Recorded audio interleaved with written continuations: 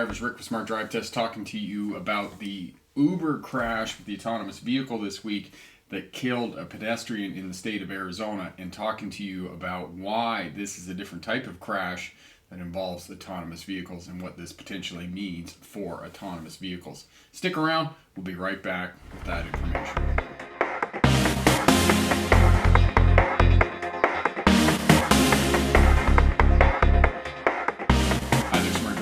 Back. Rick with Smart Drive Test talking to you tonight about the traffic crash this week in the state of Arizona that involved an autonomous vehicle that struck and killed Elaine Herzberg, who was a pedestrian crossing the roadway.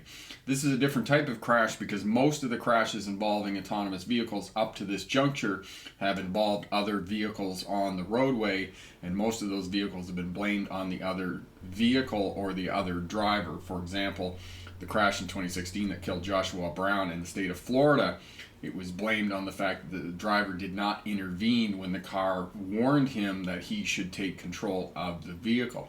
So that's what we're going to talk about tonight, and what impact this may have for autonomous vehicles, and more so for the company Uber, who is one of the companies that's at the forefront of autonomous vehicle development.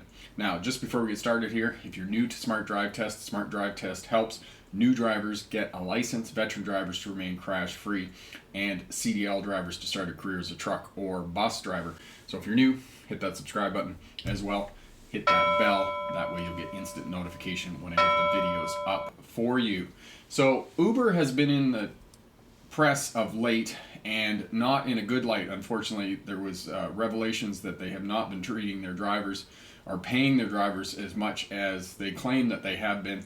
Studies have shown that some of these drivers are not making very much money at all. And, unfortunately, that's often what happens when drivers are being paid piecemeal. But this crash, as opposed to other crashes that have happened in the past, involves a vulnerable road user. As I said in the prologue, this addresses the very moral and ethical issue that we're dealing with in terms of autonomous vehicles and dealing with in terms of computers. And that moral issue is that computers are not good at unpredictable road user actions. And if it was a moral dilemma, if it was, the choice between children on the roadway and crashing into a telephone pole and risking the safety of the occupants within the vehicle, that is something very different to discuss and have a debate about in terms of the forward momentum of autonomous vehicles. But the fact that this autonomous vehicle operated by Uber struck and killed a pedestrian in a crosswalk area at an intersection doesn't even touch on those moral issues that we're usually contemplating when it comes to autonomous vehicles, because there is something wrong with the technology. This cannot be foisted off on another driver. This cannot be foisted off on any other aspect of that. The other part of this is that there was a driver in the Uber vehicle at the time of the crash, and the driver did not intervene. And much of the testing that involves these autonomous vehicles they're required to have drivers in the vehicle. And it speaks to the question about when there's drivers in the vehicles of an autonomous car, how long does it take them to come back into the driving scenario and intervene and take action? And one of the companies involved with this, Waymo's, which is a subsidiary of Google, stated in statistics that they released that in 350,000 miles, drivers had to intervene 63 times. Now, the question becomes, is this an acceptable number for people who are looking to autonomous cars as a viable option? Are they willing to accept the risk that they may or may not be able to intervene, and is one time, two times, three times that they have to intervene, that they may not get back into the driving situation fast enough or quick enough to prevent a crash? Is that acceptable for them? Because one of the things that autonomous vehicles and even now are not good at is that they're not good at unpredictable action. And I have a very strong theory that the reason that we have traffic crashes on the roadway is because road users and drivers execute unpredictable actions. They do something unpredictable. They do a U-turn. They abort a turn halfway through the turn when you think they're going to turn, or they cut you off, or those types of things. Computers are not good at dealing with those types of scenarios. And on the note of unpredictable actions, a couple of months ago I was approached by a company to come on board with them and help them to develop technology that would retrofit vehicles back to 2012 to convert them into autonomous vehicles. And I talked to the person and gave it some consideration, and I gave it a lot of thought and a lot of really hard thinking about how that was going to work in terms of retrofitting vehicles. And one of the things that I talk about again and again in terms of the complexity of driving and how difficult it is the driving task, the 6 factors of the driving task: the driver, the vehicle, the road, traffic, light, and weather. And one of the reason I declined to work for this company and to try and retrofit vehicles is not in any stretch of the imagination of trying to protect my job as a driving instructor, because I don't see myself as a driving instructor. I very much see myself as, an online entrepreneur. And if it's not driving instruction that I'm going to be selling, I certainly have other attributes and those sorts of things. So, if you're leveling the query that I'm only saying these things because I'm trying to protect my job as a driving instructor, that's simply not true. I look at this because I'm fascinated by human interaction with technology, and I'm very much, fascinated with autonomous vehicles and how the public perceives autonomous vehicles. But the reason I declined the company in terms of working for them wasn't because of any disagreement I had with the company. It was simply because I didn't think that it could be done.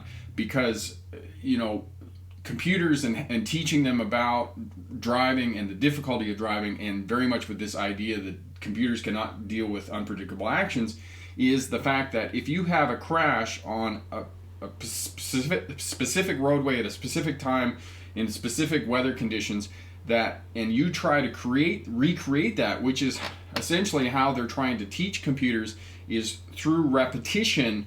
And if you take that crash and you try to recreate the circumstances, it doesn't matter how hard you try to recreate those circumstances, the vehicles in that stretch of roadway on that place and space of road and the drivers are never ever going to be the same. They are always going to be different. And that was the reason that I declined, is because I simply believe that the technology is nowhere near being able to deal with that level of complexity, and the fact that in any given space and place that the vehicles and the drivers are going to be different every time. They're also not good with road markings that are absent or missing or have been washed out by the winter, as here in Vernon right now as we're entering the spring. The road markings are almost indiscernible on our roadways. As well, they're not good with detours and rerouting. And mapping at the detail that these vehicles are required to have to be able to navigate correctly is just an insurmountable task. I mean, we have Google Maps and those types of things, and they're really great, but autonomous cars are not really good at being able to deal with rerouting and those types of things because of maps. The other thing that they're not good with is potholes and those types of things, because change in light on the roadway because of the sensors and whatnot. Now, the other thing that I talked about, and I'll put a card up in the corner for you about autonomous vehicles, and I argued in that video that autonomous vehicles are not coming anytime soon. And what I mean by that, on mass consumerism is what I'm talking about in terms of the widespread public bringing on autonomous vehicles. First of all, I don't think there's a market for it. I don't think people want it at this juncture because they don't feel safe with the technology. The other thing is that I think really what's driving autonomous vehicles, pardon the pun, is that it's companies like Uber whose biggest challenge is to find drivers, and any other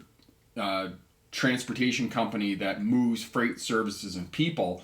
Their drivers are always going to be your biggest challenge to keep that company moving and keep that company profitable. And for these companies that are offering driving as a service to move freight people autonomous vehicles are attracted to them because that eliminates one of their biggest challenges in terms of companies. And the last thing that we worry about in terms of autonomous vehicles is, can autonomous vehicles make the very ethical decision that they need to make in the event of a crash, a traffic crash? you know, and this was very much contemplated at the beginning of iRobot that starred Will Smith, when the robot, when, you know, he drove off a bridge and he was in the water and there was a little girl, or there was him, and the robot determined that his injuries were not life-threatening, whereas little girl's injuries were life-threatening and she was not going to live. Therefore, the robot saved him, and he lived with his guilt and hate of robots. And this is sort of the moral dilemma, the ethical question that's being contemplated in terms of autonomous vehicles moving forward, and we'll continue to debate that issue. But this crash in Arizona this week that killed a vulnerable road user, I think it's going to do more damage to Uber and their reputation in terms of autonomous vehicles than it is going to do to the whole sort of the moving forward of autonomous vehicles, the development and R&D that's going on with autonomous vehicles. Because unfortunately, Uber has sort of a bad, you know, they have not been getting good press lately, and it's going to be very difficult for them to explain away why this car struck and killed a pedestrian on a roadway. And I think for Uber, they may take a lesson from Johnson & Johnson when Johnson & Johnson was dealing with the Chicago Tylenol murders in the 1980s, where they just came out and they just, you know, were very head-on and very honest with the public about what happened and what went on. Not to mention the fact that Johnson & Johnson pulled every bottle of Tylenol off the shelves in North America. So they were proactive in terms of dealing with the crisis, and I think Uber needs to take a lesson from that, and they too need to be very honest with the public about what's going on with these autonomous vehicles, because, you know, one of their top engineers was quoted as saying, you know, it's very much the Silicon Valley idea that, you know, better to ask for forgiveness than permission. And I think when you're dealing with the public in terms of vehicles and putting the public, the driving public and road users at risk, I think that is a very dangerous, a very, you know, daredevil and audacious attitude to have with the public, especially if you want them on board to move your company forward and to have a better public perception of autonomous vehicles. Question for my smart drivers: do you think this crash involving an autonomous vehicle that struck and killed a pedestrian is going to do damage to the public perception of autonomous vehicles as a consumer product? Leave a comment down in the comment section there. All of that helps out the new drivers and the veteran drivers alike who are thinking that, you know, autonomous vehicles may be a viable option. If you like what you see here, share, subscribe, leave a comment down in the comment section. As well, hit that thumbs up button. If you're a new driver, head over to the Smart Drive Test website. There you can pick up Pass Your Road Test First Time. It's a course for new drivers that guarantees you pass your learners and your practical road test first time. If you take the course and don't pass within 60 days, I'll give you your money back. It's a great course, systematic, gives you the shortcuts and this very precise information that you need to be able to pass your road test. Yes, I know you can pick up most of this information on the internet, but the course there is guaranteed by me. I developed and wrote the course. I've been a driving instructor for more than 20 years, mostly a commercial driving instructor, but I've also worked as a driver rehabilitation specialist.